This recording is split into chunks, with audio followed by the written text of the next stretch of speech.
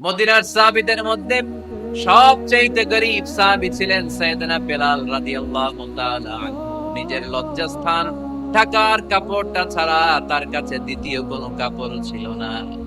সকালে যদি খাবার পেত, দুপুরে খাবার ছিল না, দুপুরে পেলে রাতের জন্য ছিল না, আজকে খাবার থাকলে কালকে নেই। মদিনার সবচেয়ে গরীব সাহাবী বেলাল রাদিয়াল্লাহু তাআলা আনহু, লজ্জাস্থান ঢাকার জন্য শুধু একটা জামা ছিল, গায়ে দেওয়ার মতো কোনো জামা নাই। এই সাহাবীর মতো গরীব কোন সাহাবী মদিনার জমিনে নাই। এই বেলাল রাদিয়াল্লাহু তাআলা আনহুকে বিশ্বনবী ডেকে বললেন, ইয়া বেলাল আনফিক ইয়া বেলাল লা তাখশা মিন যিল আরশি ইকলালা।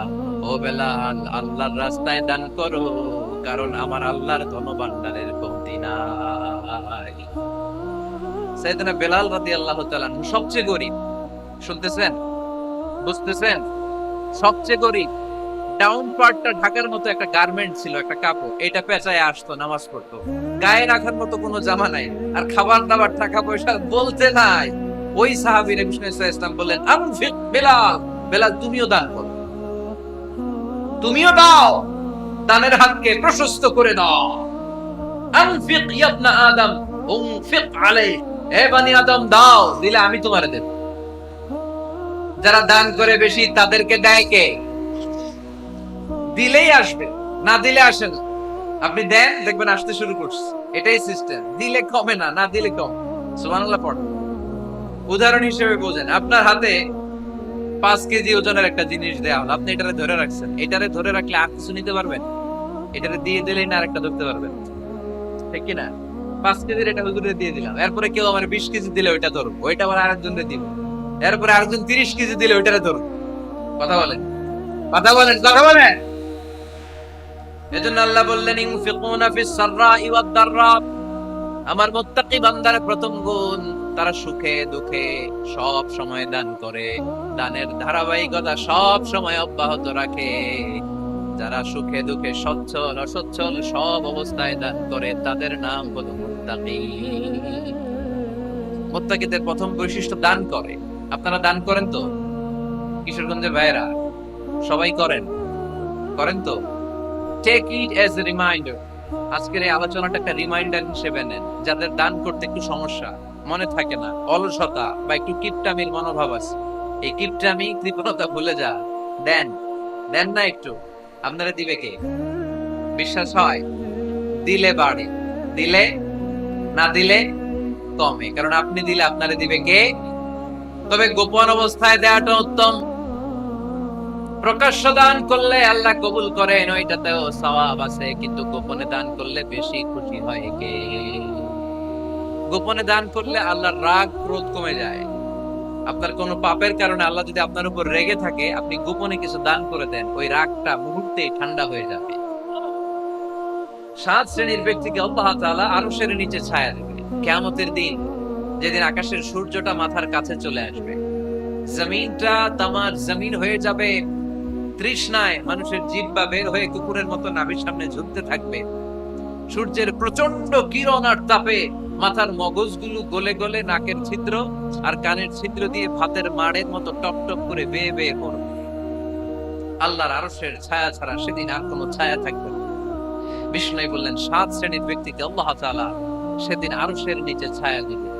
তার মধ্যে থেকে 1 শ্রেণীর ব্যক্তি, কিশোরগঞ্জের ভাইয়েরা খেয়াল করে শোনেন, তার মধ্যে 1 শ্রেণীর ব্যক্তি হচ্ছে রাজুলুন তাসাদ্দাকা বিসাদাকা ফাআখফাহা। 1 শ্রেণীর ব্যক্তি হচ্ছে ওই ব্যক্তি যে গোপনে আল্লাহর জন্য দান করে। হাত্তা লা তা'লামু শিমালুহু মা তুনফিকু ইয়ামিনু। এমন গোপনে এসে আল্লাহর রাস্তায় দান করে দেয়, তার ডান হাত কি দান করেছে বাম হাত টের পায় না। ডান হাত কি দিল, বাম হাত দেখে নেই। অন্য মানুষ জানা তো দূরের কথা, এই গোপন দান আমার আল্লাহর কাছে খুব প্রিয়।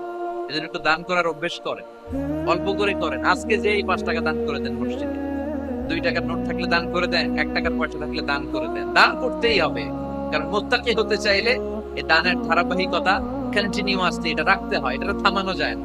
সময় ভালো বেশি দিলাম, সময় খারাপ কম দিলাম, কিন্তু দিতে হবে। রাজি আছেন? আল্লাকা সিররুন ইনদাল্লাহ বাইনাকা আনতা ওয়া বাইনাল্লাহ হাল্লাকা সাদাকাতুন তাখফা লা ইয়ালামুহা ইল্লাল্লাহ হাল্লাকা সিররুন ইনদাল্লাহ বাইনাকা আনতা ওয়া বাইনাল্লাহ হাল্লাকা সাদাকাতুন তাখফা লা ইয়ালামুহা ইল্লাল্লাহ। হাল্লাকা সিররুন ইনদাল্লাহ, তোমার আর তোমার আল্লাহর মাঝে কোনো গোপন আমল আছে নাকি যেটা আল্লাহ ছাড়া কেউ জানে না? জীবনে আমাদের প্রত্যেকের এমন কিছু গোপন আমল, ইবাদত আর দান সদকা করা দরকার যেটা দুনিয়ার কেউ জানে না, জানে আমার রব আর জানি আমি। এরকম দান থাকার দরকার আছে না নাই? তোমার জীবনে এমন কোন গোপন সাদাকা আছে নাকি যেটা আল্লাহ ছাড়া কেউ দেখেনি? এই গোপন সাদাকাটা আল্লাহ খুব পছন্দ করে। এখানে মাদ্রাসা আজকে আমার ভাই অমুক ভাই দিবেন 2 লক্ষ টাকা, বলেন মারহাবা। এটা উনি আল্লাহর জন্য দিতে পারে, মারহাবার জন্য দিতে পারে, ঠিক কিনা?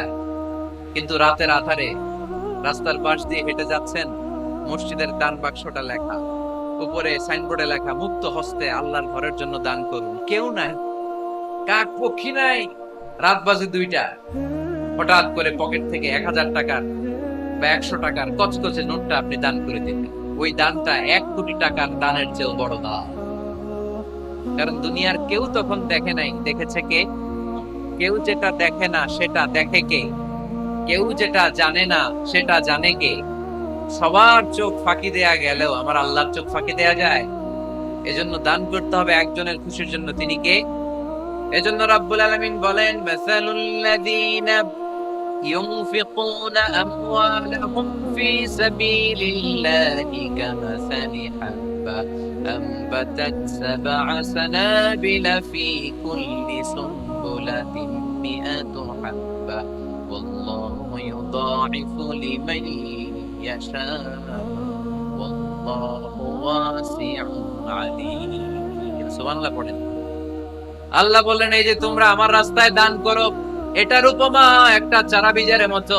এই চারা বীজ জমিনে গেড়ে দিলে সেখান থেকে 60টা শীষ গজায়, প্রতিটা শীষ থেকে 100টা করে দানা হয়, প্রতিটা শীষে জন্ম নেয় শত শস্য দানা। সুবহানাল্লাহ। চারা বীজ চিনেন না?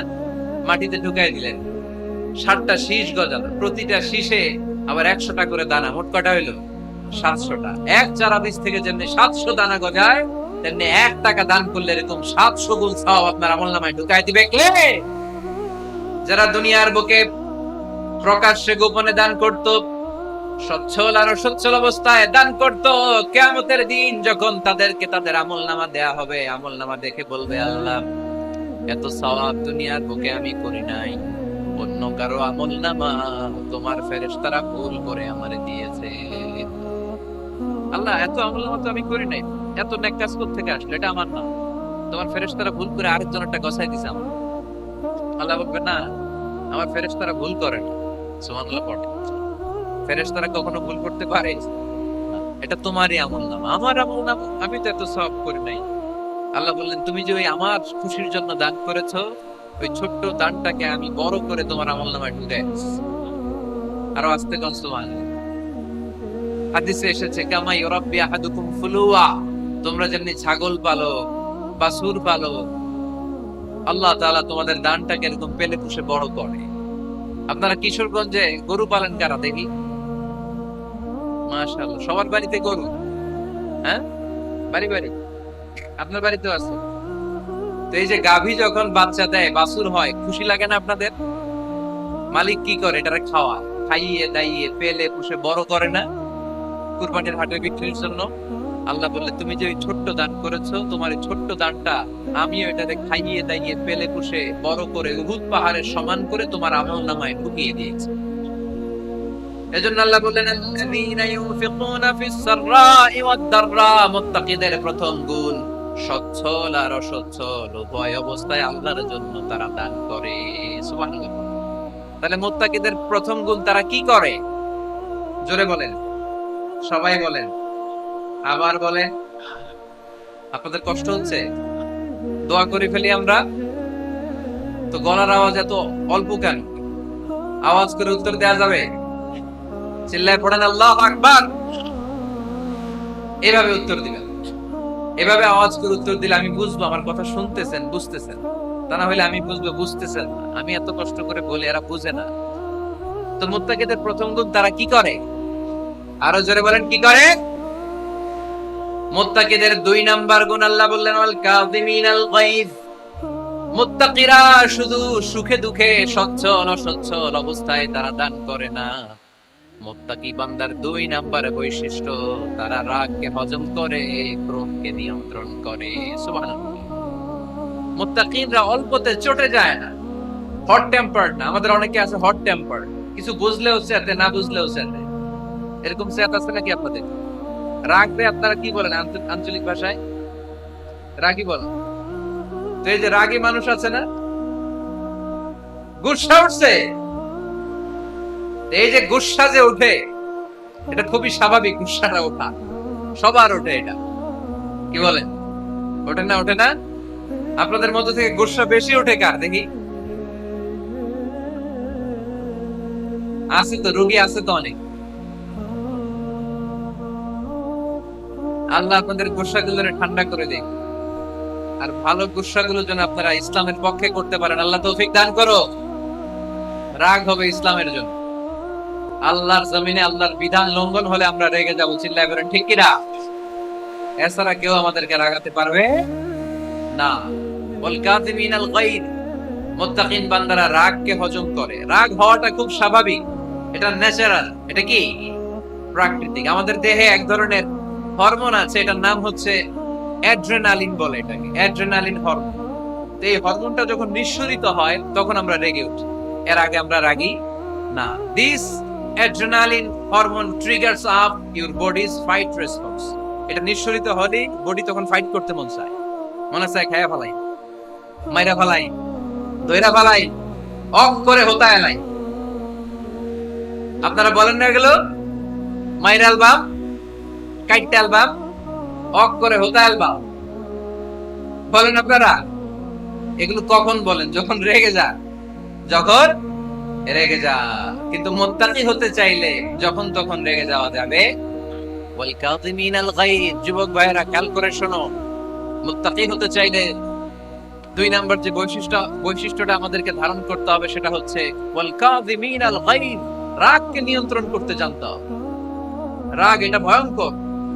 অনেকে রাগ করতে করতে যে স্ট্রোক করে ফেলে, আছে না? হার্ট অ্যাটাক করে ফেলে। অনেকে রাগের মাথায় মারাও যায়, আছে না নাই? এটা ভয়ঙ্কর। এর আছে অনেক শারীরিক মানসিক অনেক প্রভাব, অনেক ক্ষতিকর প্রভাব আছে এই রাগে। রাগটা অনেকটা ঝড়ের মতো। কিসের মতো? ঝড় যেমনি একদিক থেকে এসে সব ভেঙে চুরে তছনছ করে লন্ড ভন্ড করে দিয়ে আরেক দিকে সাঁ করে চলে যায়, রাগও তেমন একদিক দিয়ে আসে সব শেষ করে দিয়ে আরেক দিকে চলে যায়, ঠিক কিনা?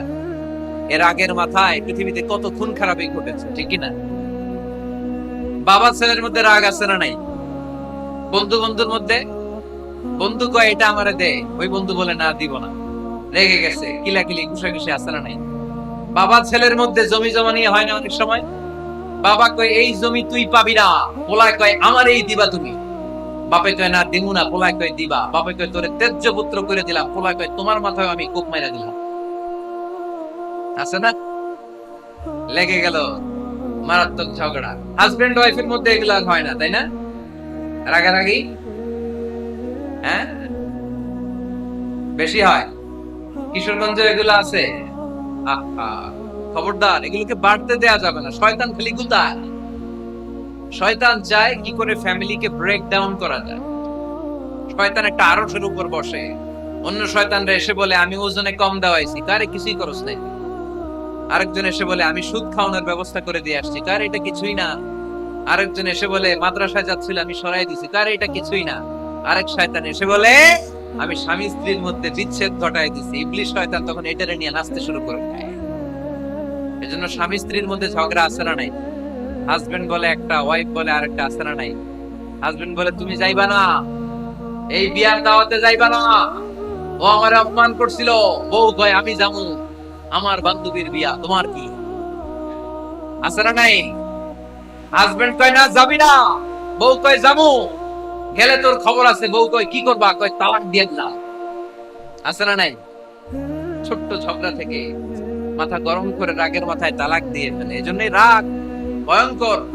এর আগের কারণে বন্ধু বন্ধুর সম্পর্ক নষ্ট হয়, হাজবেন্ড ওয়াইফের মধ্যে ডিভোর্স হয়ে যায়, বাবা ছেলের মধ্যে সম্পর্ক ছিন্ন হয়ে যায়, এটা ঝড়ের মতো। এজন্য মুমিনরা চাইলেই চট করে রেগে যেতে পারে। এজন্য রাগ নিয়ন্ত্রণের দরকার আছে না নাই? এজন্য আল্লাহ বললেন, والذين ينفقون أموالهم في سبيل الذين ينفقون في السراء والضراء والكاظمين الغيظ والعافين عن الناس। মুমিন বান্দার মুত্তাকিদের প্রথম গুণ দান করে, মুত্তাকিদের দ্বিতীয় গুণ তারা রাগকে হজম করে। সুবহানাল্লাহ। রাগকে কি করতে হবে? জোরে বলেন, কি করতে হবে? আল্লাহ রাসূল বললেন, লাইসা শাদীদু বিসসুরআ, কুস্তি খেলে যে অন্যকে মাটিতে শুইয়ে দিতে পারে সে আসল শক্তিশালী না। ইন্নামাশ শাদীদুল্লাযী ইয়ামলিকু নাফসাহু ইনদাল গাদাব, রাগের মাথায় যখন নিজেকে যে নিয়ন্ত্রণ করতে পারে আল্লাহর কাছে ওই ব্যক্তিটাই শক্তিশালী। কুস্তি খেলে আরেকজনকে শোয়াই দিলেন, এ শক্তিশালী না, বরং শক্তিশালী তো সে যে রাগের সময় নিজের উপর নিয়ন্ত্রণ রাখে। He can control himself in the time of anger. যখন সে রেগে যায় তখন সে নিজেকে নিয়ন্ত্রণ করতে পারে, সেই শক্তিশালী। কুস্তি খেলে আপনি হতায় দিলেন আরেকজন, আপনি শক্তিশালী না। এজন্য রাগকে নিয়ন্ত্রণ করতে রাজি আছেন তো? এক সাহাবী এসে বললেন, ইয়া রাসূলুল্লাহ, আউসিনি ইয়া রাসূলুল্লাহ, ও নবী আমারে নসিহত করেন, আমারে কিছু উপদেশ দেন। বিষ্ণু বললেন, লা তাগদাব, তুমি রেগে যেও না।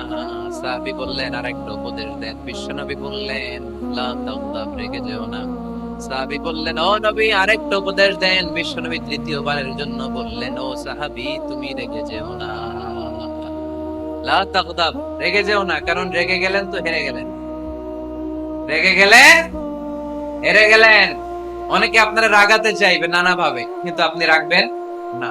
আপনার সাথে ঝগড়া করতে চাইবে, পায়ে পাড়া দিয়ে ঝগড়া করতে চায়, এরকম আছে না নাই? আপনারা রাগাতে চায়, ফুসলাতে চায়, কিন্তু মুমিনরা, মুত্তাকিনরা তারা যেন তেন কোনো কারণে রেগে যায় না, তারা তাদের রাগকে হজম করে, আলহামদুলিল্লাহ পড়ে। আল্লাহ রাসূল সাল্লাল্লাহু আলাইহি ওয়াসাল্লাম কখনো রাখতেন না, কখনো না। ওনার উপর অনেক অত্যাচার হয়েছে, উনি রাগেন নাই, উনি ক্ষমা করে দিয়েছেন। কি করেছেন? আল্লাহ রাসূল সাল্লাল্লাহু আলাইহি ওয়াসাল্লাম যখন মক্কায় নামাজ পড়তেন, আল্লাহ রাসূল সাল্লাল্লাহু আলাইহি ওয়াসাল্লাম যখন রুকুতে যেতেন, সিজদায় যেতেন, পিঠের উপরে পচা উটের নাড়ি ভুঁড়ি চাপিয়ে দেয়া। আল্লাহ রাসূল কখনো রেগেছেন? কথা বলেন। তায়েফের ময়দানে দাওয়াত দিতে গেলেন, পাথর মারা হলো, তিনি রেগেছেন? বাড়ি থেকে বের করে দেয়া হলো। বাধ্য হয়ে মক্কা থেকে মদিনায় হিজরতে গেলেন, মক্কার দিকে তাকিয়ে তাকিয়ে চোখের পানি ছাড়লেন আর বললেন, মক্কা তো হাব্বুল বিলাদ ইলাইয়া, আমার কাছে সবচেয়ে প্রিয় শহর মক্কা শহর। লাউলা উখরিজতু আমা খারাজতু, আমার যদি বের করে দেয়া না হতো মক্কা থেকে জীবনে কোনোদিন আমি বের হতাম না। তারপরেও বিশ্বনবী রাগেন নাই। ব্ল্যাক ম্যাজিক করে 6 মাস বিশ্বনবীকে অসুস্থ করে রাখা হয়েছে, তিনি রাগেন নাই। আল্লাহ রাসূল সাল্লাল্লাহু আলাইহি ওয়াসাল্লাম একবার উটের উপর চড়ছিলেন। ইন দ্য মিন টাইম এক বেদুইন এসে বিশ্বনবীর গায়ের চাদর ধরে টান দিল। হাদিসের বর্ণনাকারী সাইয়েদনা আনাস রাদিয়াল্লাহু তাআলা, উনি বলেন, কুনতু আমশি মা রাসূলিল্লাহ, আমি একবার রাসূল সাল্লাল্লাহু আলাইহি ওয়াসাল্লামের সাথে হাঁটছিলাম। ওয়া আলাইহি বুরদুন নাজরানি গলিদুল হাশিয়া, আর রাসূল সাল্লাল্লাহু আলাইহি ওয়াসাল্লামের গায়ে ছিল চাদর। কি ছিল? আপনারা আজকে চাদর গায়ে দিয়ে আসছেন? কেউ আসছেন? অনেকে। এই যে আমরা চাদর গায়ে দেই, আমাদের চাদরের এই পাশে মাঝে মাঝে কিছু ডিজাইন করা থাকে না? নাজরান দেশ থেকে নিয়ে আসা বিশ্বনবীর ওই চাদরের এইখানে খসখসে ডিজাইন ছিল। তো আল্লাহ রাসূল যখন চাদর গায়ে দেয়া, ওই বেদুইন যখন চাদর টান দিয়েছে, ওই খসখসে ডিজাইন আল্লাহ রাসূল সাল্লাল্লাহু আলাইহি ওয়াসাল্লামের ধারের চামড়া ছিঁড়ে ফেলেছে। আসছিল ভিক্ষা করতে। বেদুইন আসছে কি করতে? ভিক্ষা চাওয়ার স্টাইল দেখ, ভিক্ষা চাওয়ার স্টাইল দেখছেন? আল্লাহ রাসূল সাল্লাল্লাহু আলাইহি ওয়াসাল্লামের চাদর ধরে এমন টান মেরেছে, ওই খসখসে চাদরের দাগ বিষ্ণু সাল্লাল্লাহু আলাইহি ওয়াসাল্লাম ঘাড়ের মধ্যে বসে ঘাড়ের চামড়া ছিঁড়ে গিয়েছে। বিষ্ণু প্রচন্ড ব্যথা পেয়েছেন, কিন্তু কিছুই বলেন নাই। ফালতাফাতা ইলাইহি রাসূলুল্লাহ, আল্লাহ রাসূল তার দিকে তাকালেন, তাকিয়ে সুম্মা দাহিক, ছোট্ট একটা মুচকি হাসি দিলেন। মুচকি হাসি দিলেন।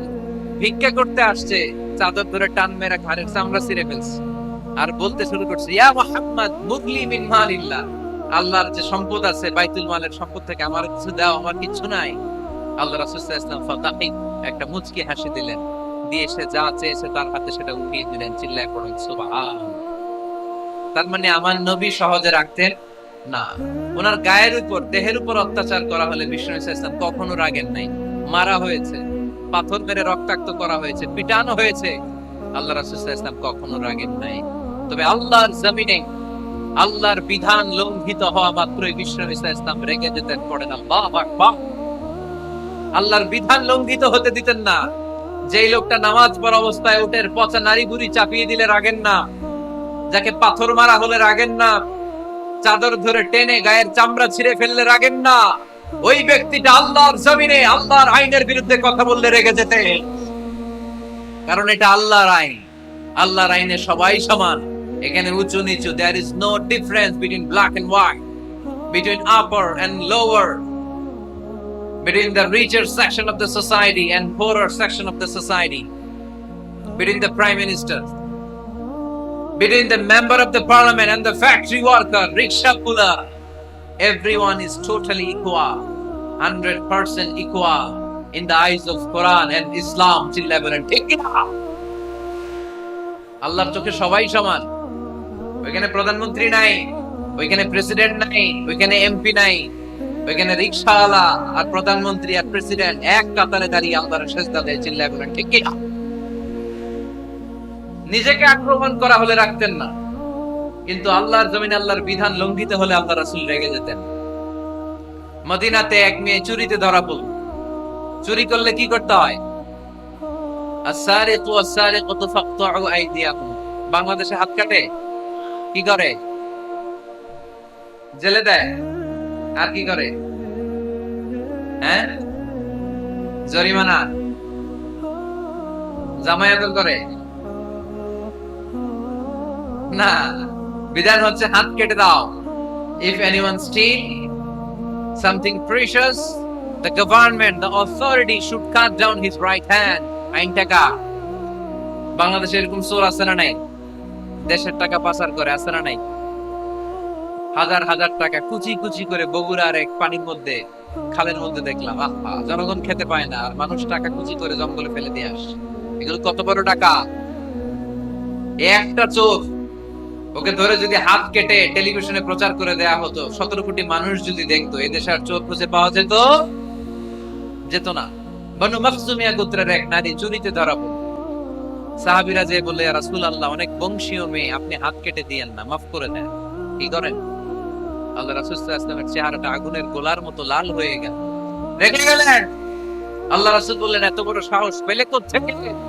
এটা আল্লাহর আইন। চিল্লায় বলো, কার আইন? লাউ কানাত ফাতিমাতু বিনতি মুহাম্মদ সারাকাত লাকাতা মুহাম্মাদুন ইয়াদাহা। আরে বনু মখজুমিয়া গোত্রের মেয়ে তো দূরের কথা, আমার কলিজার টুকরা ফাতেমাও যদি চুরিতে ধরা পড়তো, আমি ফাতেমার ডান হাত কেটে দিতে 1 সেকেন্ড দেরি করতাম না। কারণ বিধানটা কার? এত মাইট দেয়া হলো বিশ্বনবীকে, এত অত্যাচার করা হলো, তিনি রেগে যেতেন না। কিন্তু আল্লাহর জমিনে আল্লাহর বিধান লঙ্ঘিত হলে তিনি রেগে যেতেন, ঠিক কিনা?